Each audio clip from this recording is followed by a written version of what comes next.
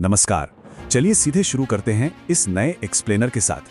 आज चर्चा होगी बर्लिन में हो रहे उन हैरत अंगेज भू-राजनीतिक बदलावों की जिन पर पूरी दुनिया की नज़र है। हम उन ऐतिहासिक समानताओं का एक बिल्कुल निष्पक्ष विश्लेषण करेंगे जो हाल ही की रिपोर्ट्स में सामने आई हैं। सोर्स मटेरियल एक बहुत ही गंभीर और रोचक सवाल खड़ा करता है।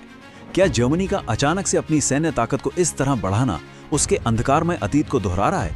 ये सवाल इस वक्त हर तरफ गूंज रहा है। इस एक्सप्लेनर का रोड मैप कुछ ऐसा रहेगा। पहले, जर्मनी का अचानक सैन्य जागरण। दूसरा, 1930 की संधियों की विफलताएं। तीसरा, सत्ता के रास्तों की तुलना। चौथा, अमेरिकी समर्थन पर उठते सवाल। और आखिर में 2039 तक यूरोप पर वर्चस्व की नीति। आगे बढ़ने से पहले चैनल को सब्सक्राइब करें और बेल आइकन को जरूर दबाएं ताकि आपको हर नए वीडियो का नोटिफिकेशन सबसे पहले मिले। तो चलिए सबसे पहले मुख्य बिंदु पर आते हैं, जर्मनी का ये अचानक सैन्य जागरण और रक्षा नीति में बदलाव। सोचिए जरा, द्वितीय विश्व युद्ध के बाद से लगभग 77 सालों तक जर्मनी ने अपनी सेना को जानबूझकर काफी सीमित रखा था।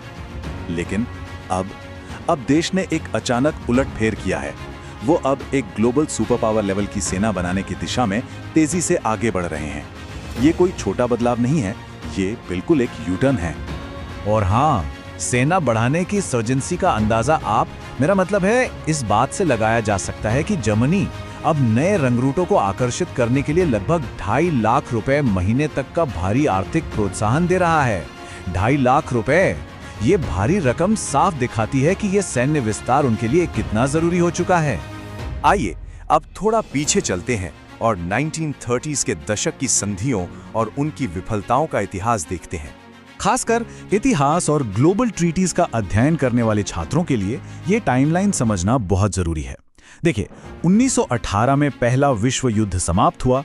फिर 1919 की शांति संधि आई, जिसकी कठोर शर्तों ने 1923 की अति मुद्रास्फीति या हाइपर इन्फ्लेशन और 1929 की महामंदी को जन्म दिया। इन्हीं आर्थिक विफलताओं ने 1933 में तानाशाही और कट्टरपंथ का रास्ता पूरी तरह साफ कर दिया। इन सब में सबसे अहम मुद्दा थी वर्साई की संधि। इस एग्रीमेंट ने जर्मनी को आर्थिक और सैन्य रूप से लिटरली तोड़ कर रख दिया। संप्रभुता छिनने और भारी बेरोजगारी पैदा होने से देश में एक प्रेशर कुकर जैसी स्थिति बन गई थी, जिसके दबाव ने ही आगे चलकर एडोल्फ हिटलर के उदय का रास्ता बनाया और वैश्विक शांति भंग कर दी। चलिए अब तीसरे हिस्से की तरफ बढ़ते हैं, जहां हम सत्ता के मार्ग की ऐतिहासिक और वर्तमान तुलना को ओपनली एनालाइज करेंगे। अब आलोचक 1930 के दशक और आज के माहौल के बीच कड़ी तुलना कर रहे हैं। इस टेबल को देखिए।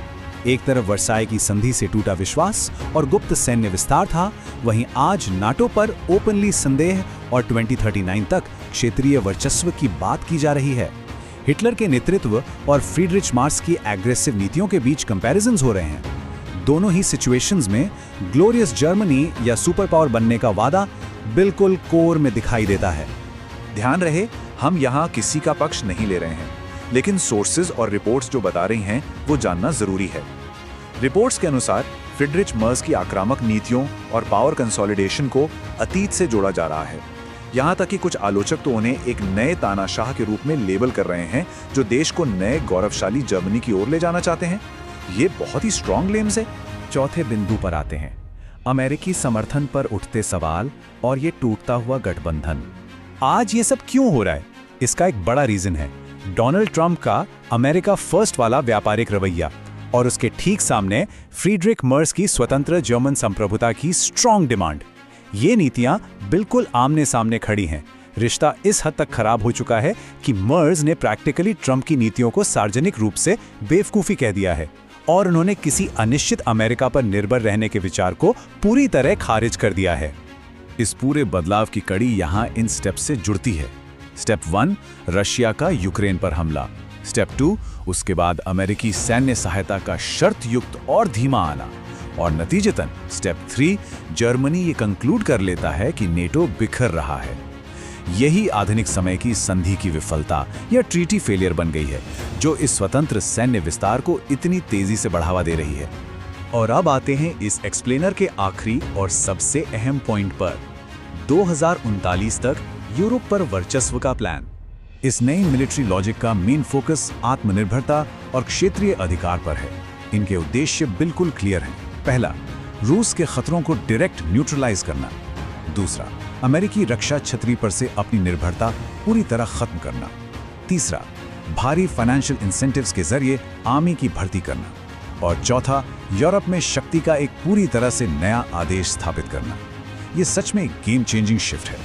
तो निष्कर्ष ये है कि ये केवल एक रक्षात्मक डिफेंसिव पोस्चर नहीं है। ये साल 2039 तक यानी सिर्फ 15 सालों में यूरोप की सबसे शक्तिशाली सैन्य ताकत बनने और उसे कमांड करने का एक खुला लक्ष्य है। ये आक्रामक और विस्तारवादी दृष्टिकोण वैश्विक स्तर पर बिल्कुल नए सवाल खड़े कर रहा है।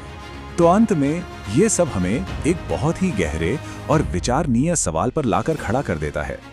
जब जर्मनी दशकों के शांतिवाद को त्याग कर एक विशाल सेना का निर्माण इस तेजी से कर रहा है, तो क्या एक विनाशकारी इतिहास खुद को दोहराने के लिए तैयार है?